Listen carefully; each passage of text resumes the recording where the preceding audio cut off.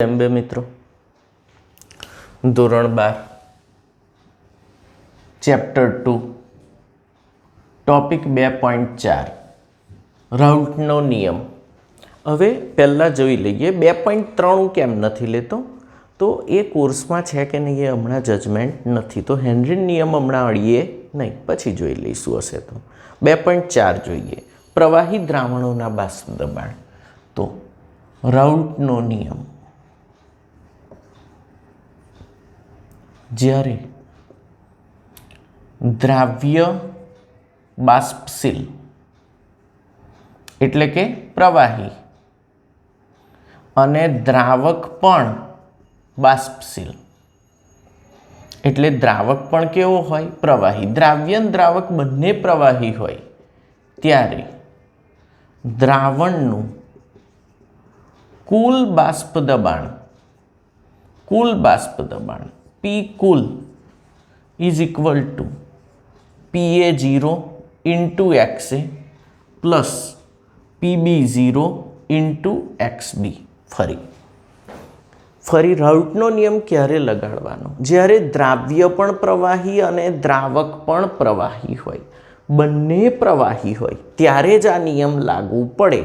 તો દ્રાવણનું કુલ બાષ્પ દબાણ P cool is equal to PA0 into XA, PB0 into XB. PA0 શુદ્ધ પ્રવાહી એનું બાષ્પ દબાણ, શુદ્ધ પ્રવાહી એનું બાષ્પ દબાણ. PB0 શુદ્ધ પ્રવાહી બીનું બાષ્પ દબાણ, શુદ્ધ પ્રવાહી બીનું બાષ્પ દબાણ. XA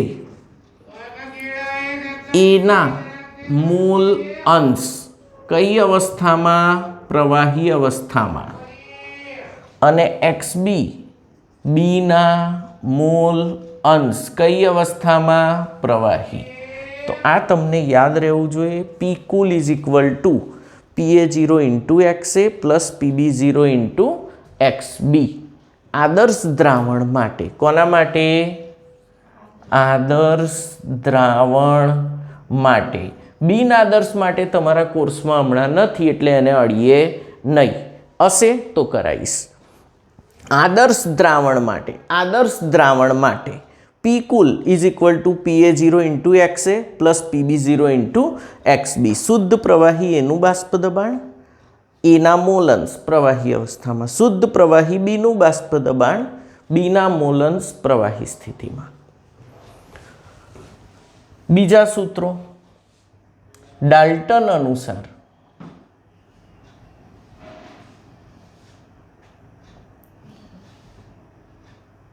PA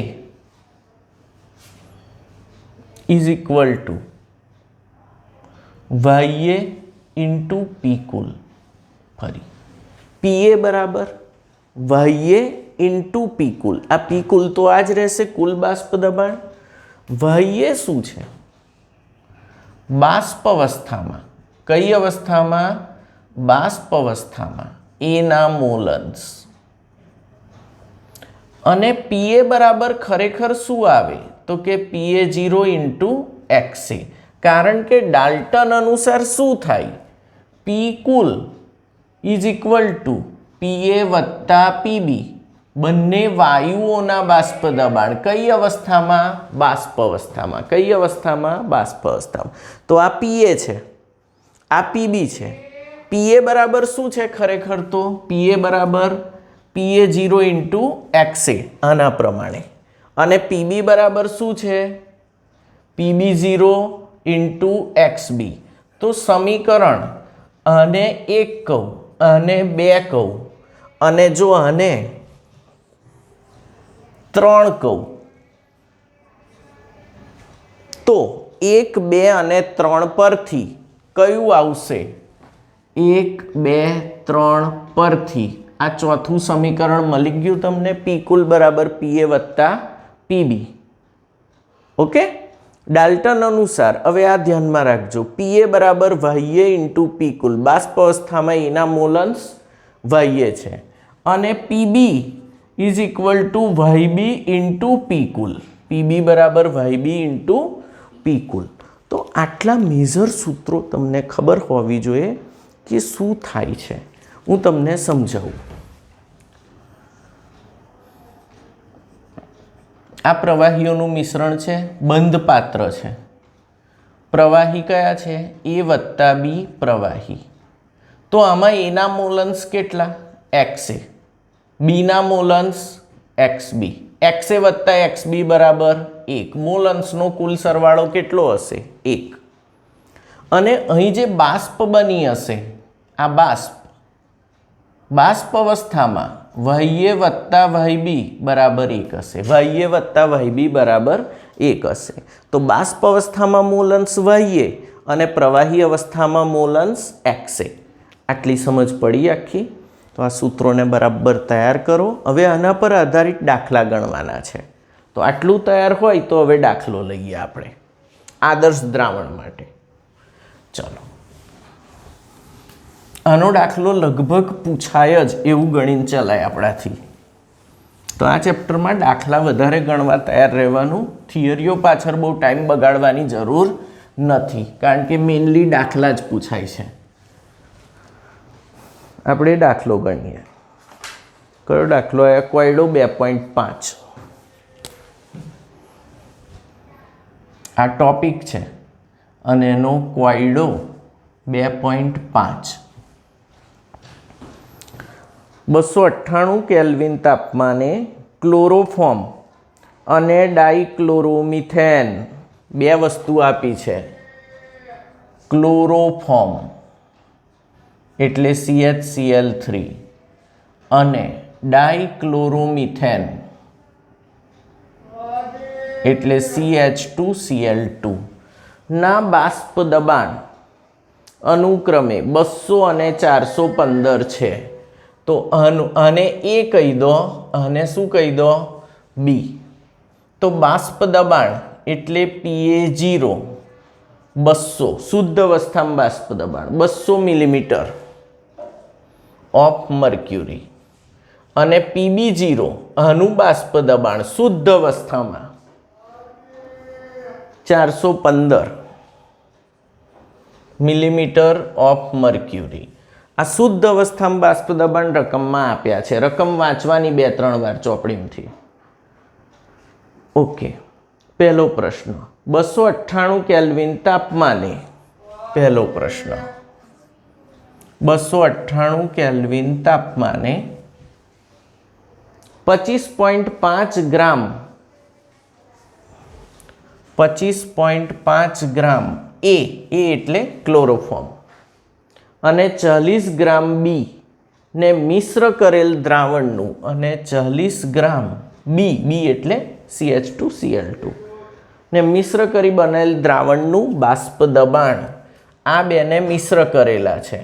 અને તમારે પી કુલ શોધવાનું છે. તો પી કુલ કેવી રીતે શોધાય મિત્રો? પી કુલ is equal to PA0 into XA plus PB0 into XB. P કુલ is equal to PA0 into XA plus PB0 into XB. PA0 તો ખબર જ છે, XA ગણવાના છે. તો હવે એના મોલ ઇઝ ઇક્વલ ટુ 25.5 ગ્રામ છેદમાં એનો અણુભાર ક્લોરોફોર્મનો, તો 12 ને 1 13, 35.5 ગુણ્યા 3 એટલે 106.5 વત્તા 13 119.5 ગ્રામ પ્રતિ મોલ. આ ખબર પડી આનો અણુભાર કેટલો? 119.5 ગ્રામ પ્રતિ મોલ. કેટલા આવે છે આ?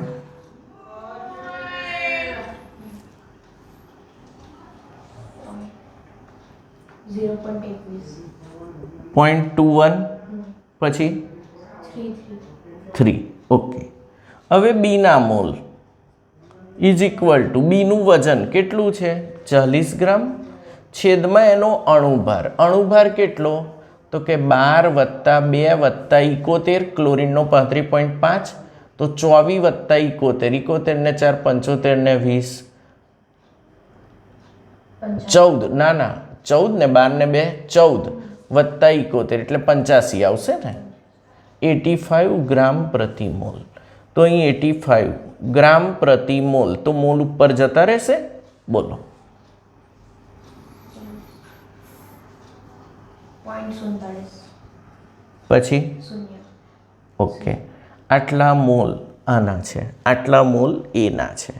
હવે તમારે મોલથી કામ નથી, તમારે મોલન્સ જોવાના. તો XA બરાબર એના મોલ છેદમાં કુલ મોલ NA વત્તા NB. ચલો એના મોલ કેટલા છે? 0.213 છેદમાં 0.213 વત્તા 0.47.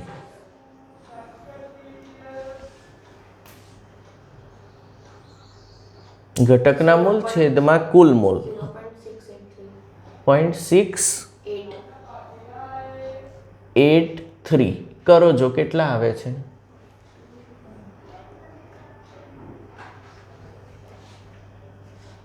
0.311. હવે XB બરાબર 1 માઇનસ XA લખી શકાય. તો 1 માઇનસ 0.311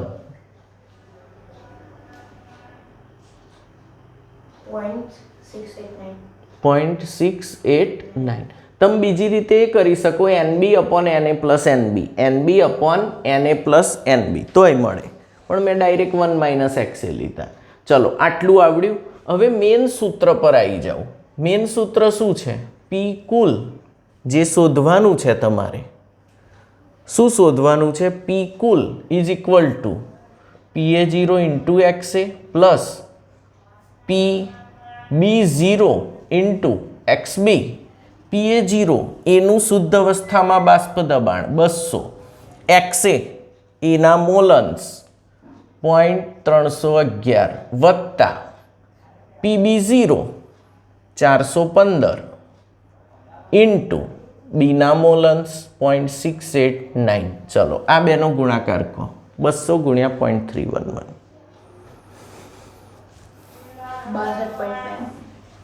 62.2 વત્તા આ બેનો ગુણાકાર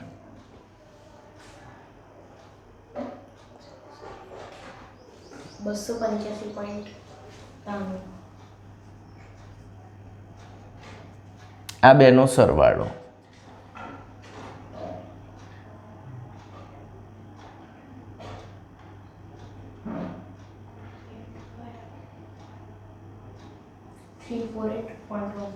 348 મિલીમીટર ઓફ મર્ક્યુરી. યાદ રાખજો, મિલીમીટર ઓફ મર્ક્યુરી. દબાણના એકમો તમને ખબર હોવી જોઈએ. 1 bar is equal two 760 millimetre of mercury is equal two 760 ટોર. આ ટોર ને મિલીમીટર ઓફ મર્ક્યુરી બંને સેમ એકમ છે. એટલે ખબર પડી.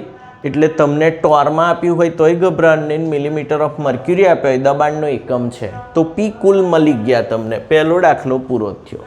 બીજું, બાષ્પ કલામાં દરેક ઘટકના મોલન્સ શોધો.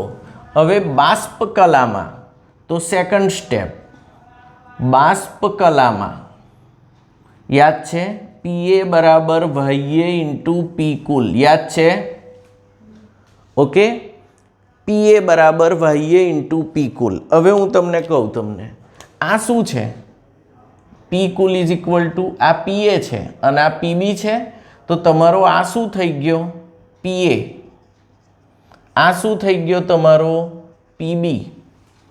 હવે PA એટલે 62.2 ઇઝ ઇક્વલ ટુ YA બાષ્પ અવસ્થામાં એના મોલન્સ છેદમાં પી કુલ 348.13. ધેરફોર બાષ્પ અવસ્થામાં એના મોલ અંશ ઇઝ ઇક્વલ ટુ આના ભાગ્યા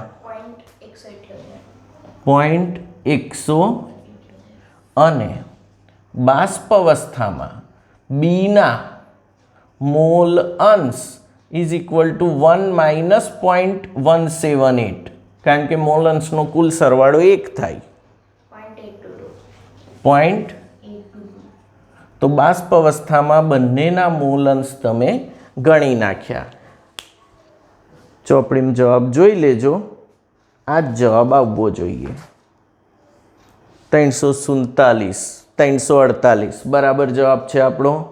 અને બાષ્પ અવસ્થામાં એના મોલન્સ એટલે Y of CHCl3 is equal to 0.18 એ લોકોએ રાઉન્ડ ફિગર લીધી, આપણે 178 એક્ઝેક્ટ આવ્યા. અને બીના 0.82 એકદમ પરફેક્ટ દાખલો ગણેલો છે. કેટલા માર્કનો દાખલો થાય? 4 માર્કનો. કેટલા માર્કનો દાખલો થાય? 4. મોસ્ટ આઈએમપી દાખલો. બીજો એક આવો જ મોસ્ટ આઈએમપી ગણી નાખીએ એટલે આ ટોપિક પૂરો થાય. ચલો પેજ નંબર 49 પર લખાણ સંબંધિત કોયડો 2.8.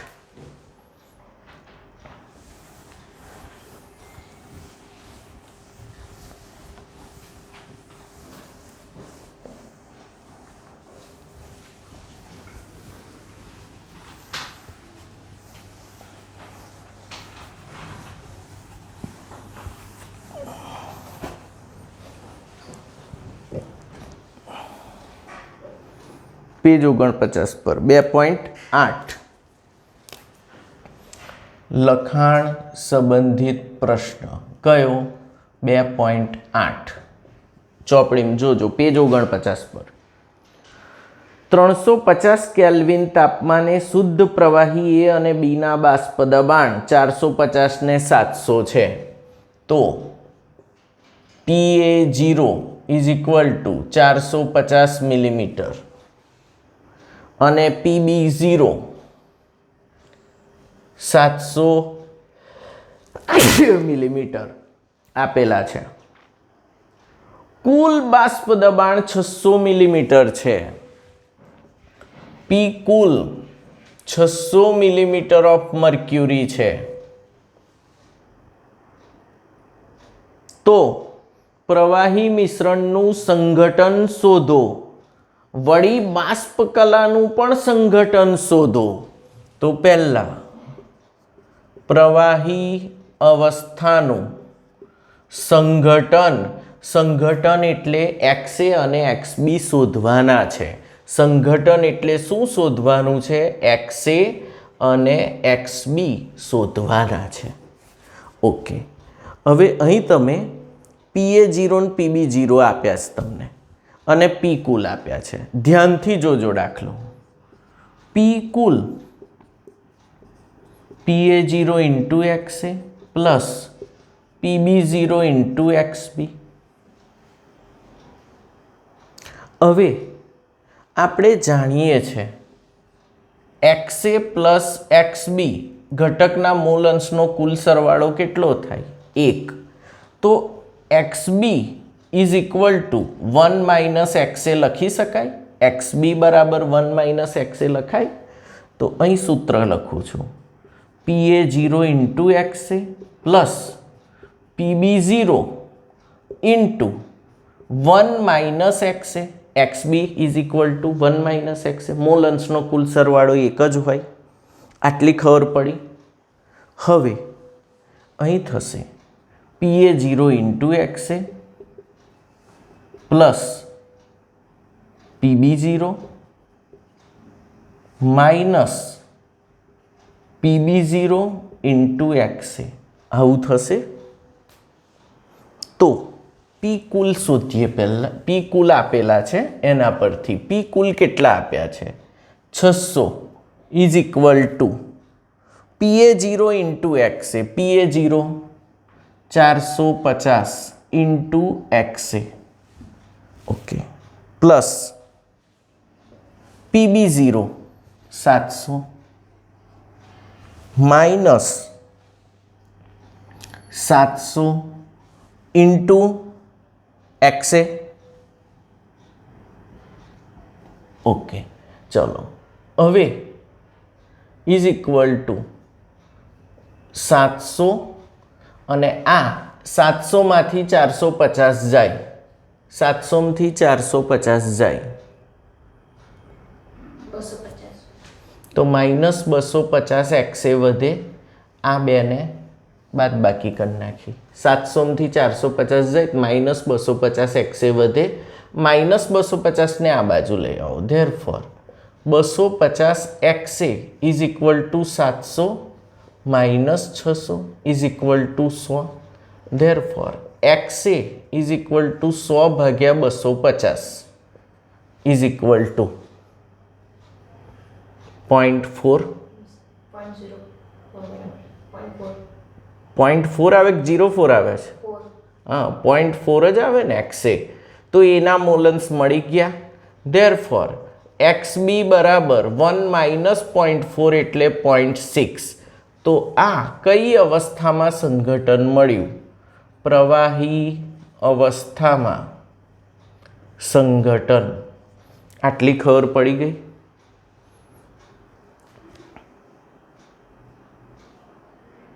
ઓકે, હવે શું શોધવાનું છે? બાષ્પ અવસ્થામાં સંઘટન. બાષ્પ અવસ્થામાં સંઘટન. સેકન્ડ. આટલી ખબર પડી. ચલો આ દાખલો પછી મારે ફરી કરવું પડશે આખું. હવે બાષ્પ અવસ્થામાં PA બરાબર YA into P cool. YA is equal two PA એટલે PA0 into XA upon P કુલ. ચલો PA0 ઇન્ટુ XA આવી રહ્યું. PA0 કેટલા છે? 450 ઇન્ટુ XA કેટલા છે? 0.4 અપોન P કુલ કેટલા છે? 600. 450 ઇન્ટુ 0.4 કેટલા? 180. આના ગુણ્યા ભાગ્યા 180 ભાગ્યા 600. હા કરને. 0.3. 0.3 આવી ગયા YA બાષ્પ અવસ્થામાં. અને YB કેટલા થશે? 1 માઇનસ 0.3 0.7. તો બાષ્પ અવસ્થામાં સંઘટન પણ તમે ફટાફટ ગણી નાખ્યું. આ રીતે આ દાખલા ગણવાના છે. મોસ્ટ આઈએમપી દાખલો 4 માર્કનો બીજો મેં ગણાયો. હવે આવો સ્વાધ્યાયમાં તમને જોવા મળે તો તમારે ગણવાનું. શરત એ કે બંને પ્રવાહી હોવા જોઈએ. તો રાઉટના નિયમમાં જ્યારે બંને પ્રવાહી હોય તો એના દાખલા મેં તમને ગણાયા. ઓકે, જય અંબે.